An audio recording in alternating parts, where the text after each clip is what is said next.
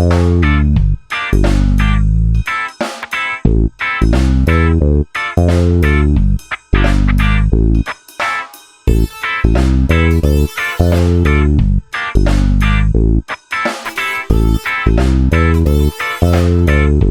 for tuning in to D2 Wrench Works and DIY, guys. Today's tip and trick I got for you for building a bike, save you some money on a really good budget wheel.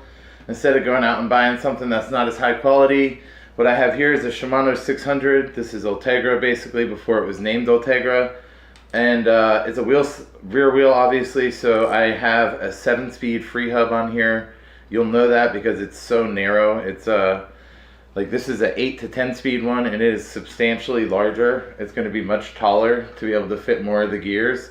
So unfortunately, if you wanted to upgrade your wheels, you're switching from frame shifters or something like that from 7 to 8 speed, which is what I'm doing. This is what you're going to have to do. A couple of things you're going to need. Obviously your wheel, you're going to need the cassette off of it. So you're going to need your cassette tool. You should be able to know how to do that by now, I'm guessing, if you're already here. So I'm not going to waste your time with that. A couple of the tools you're going to want. You can just use regular, adjustable wrenches. That will get you through this fine.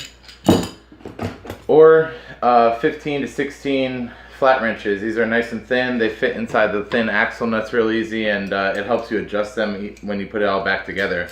So what I'm going to do now is I'm going to show you how to take this all apart. Okay, so the first thing I recommend is to have a nice dirty rag around. So what's going to happen is when we take this apart, there's ball bearings in here, and we're going to pull them all out one by one.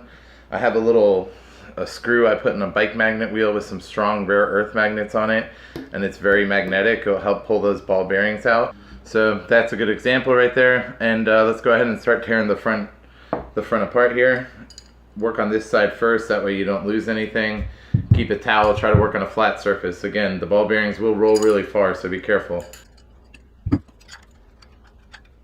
So the inner one on the back side looks like we have a 15 on the outside and a 16 on the inside. So like I said, it's good to have both of these wrenches in case. I'm going to start with one on this way, and then I'm going to flip over to the top, and you could just break that with a normal one. A normal adjustable, which is what I'm going to do. This is actually pretty tight, so I'm going to switch to the big one.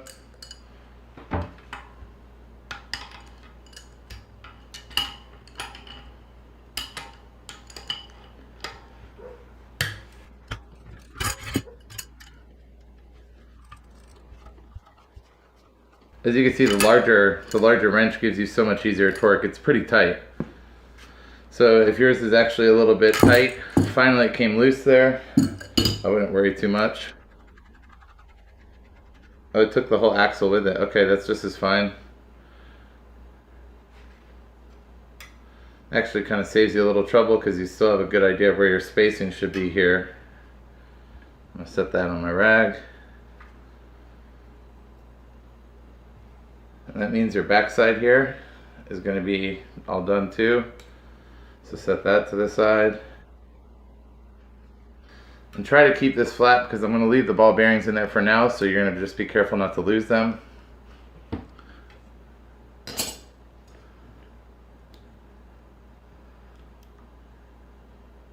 And just actually using the normal bike part of the magnet, I was able to grab almost all the ball bearings. You want to try to look at them, make sure there's no pitting on it. These look nice. They'll clean up real well.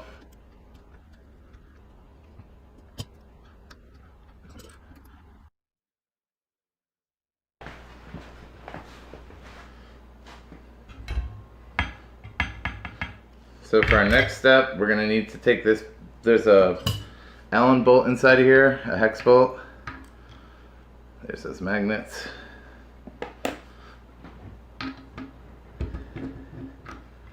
What size is this again? 8.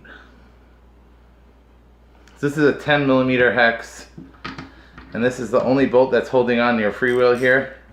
And what I'm going to use is I have a nice big breaker, or it's a 1/2" ratchet. It's really big. I have a reducer. This will help give me a lot of torque. And this ugly funny pipe here is my breaker bar. Hopefully it's not going to be that tight, but it'll be easier to have something like this. You should be able to break it with a normal socket. There you go.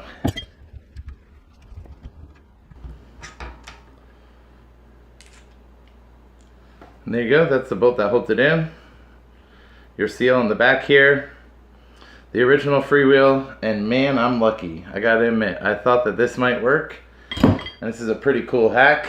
What I have here is a Shimano Dior 8 to 10 speed for like a mountain bike wheel freewheel.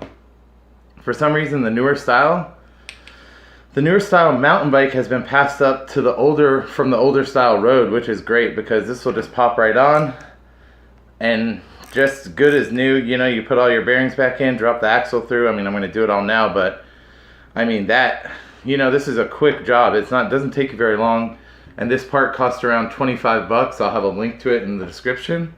So now let's go back to putting it all back together. First we want to do is clean that up. There you go, nice and clean. This is brand new, so I don't really have to mess with it. You don't need to put any grease or anything there. This part already comes with just a little bit of assembly lube on it. That's enough. You pop that on, get your other bolt, run that in. One thing I would do is just make sure you clean the threads out. You don't want to cross thread this and mess up your whole hub. Tighten it up nice and tight.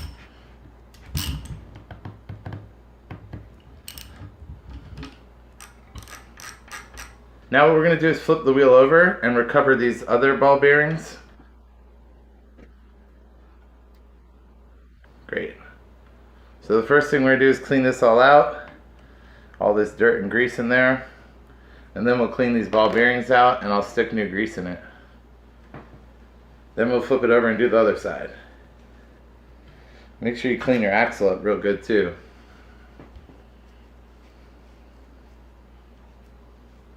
Just gotta get this out of my way. Always inspect the edges right here. There's like, this wheel is very low miles, but right, we're in the bevel here. This is where the bearings ride, and you want to make sure there's no pit or rust on it. You want to clean it up real nice, no dirt. There you go, nice and clean.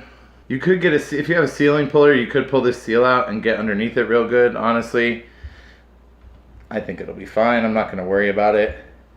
This wheel is actually already in pretty good shape.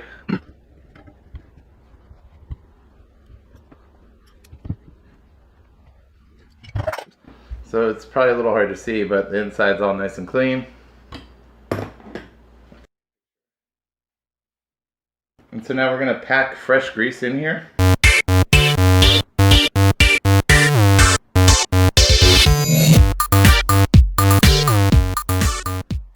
And one by one, use a magnet or something to start dropping them in and push them over the edge. Like I said, if you have the bearing seal out, this is way easier to do.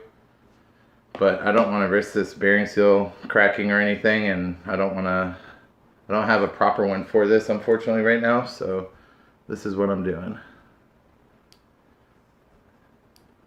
But it's no different than packing bearings on a wheel or a boat trailer or any of that. The goal is to make sure that you have the bearings all rolled around and that you got them supremely covered, or not supremely, superior grease all over them. You want to get something that's nice and waterproof. I'm running a Lucas Oil Marine Grade. Something great for a budget wheel like this. We don't need anything super fancy.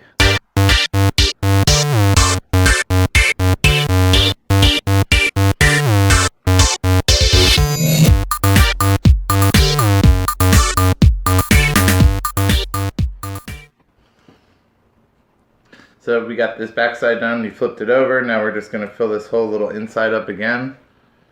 I'm going to stick the axle through it to try to make sure it doesn't get grease all in the middle, because I had to clean that out last time, which is fine.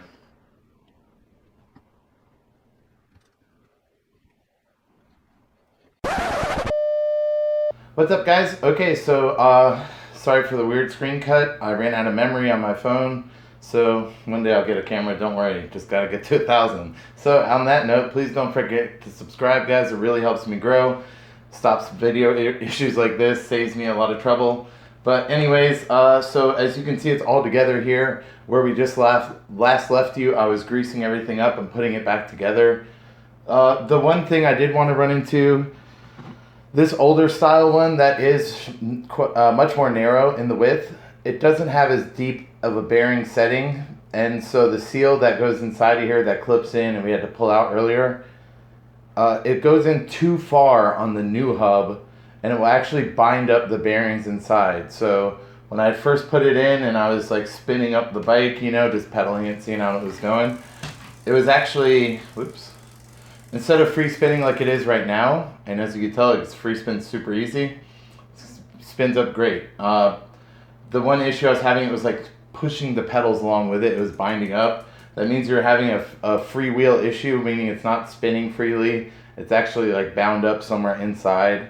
And so I took it all apart, and that's where I found out you do have to get I checked out, I'll have the diagram here, but I looked on the Shimano website and it showed the part number and everything. You need a rear right seal axle kit, and it comes with a seal that goes inside of here and a much nicer ball bearing insert. I'm not really sure. It's kind of a race that the bearings ride on. It's hard to explain it, but they just call it the seal kit, and it comes with the two parts that hold the bearings in there. So what you could do is for like 15 bucks or something like that on Amazon, I'll have the links in the description, you can get an entire axle and it will come with all the pieces, and you could take that piece off, the newer piece that will have this same style from the Shimano upgraded free hub. So you could just leave this plastic piece with this one, your old one, and just set it to the side in your parts bin and slap it all back together with the grease and everything like we had just done. That is really the only difference. Really not as complicated as I'm making it sound to be, but I just wanted to go into detail because you will run into that issue if you try to recycle your old parts. For whatever reason, the new free hub doesn't come with its own seal, but I guess they're just expecting you to have it off your old axle. So that's one thing you could also do is, like, for 40 bucks brand new, you could upgrade it completely.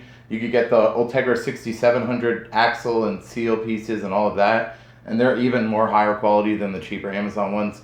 It's really whatever you want to do.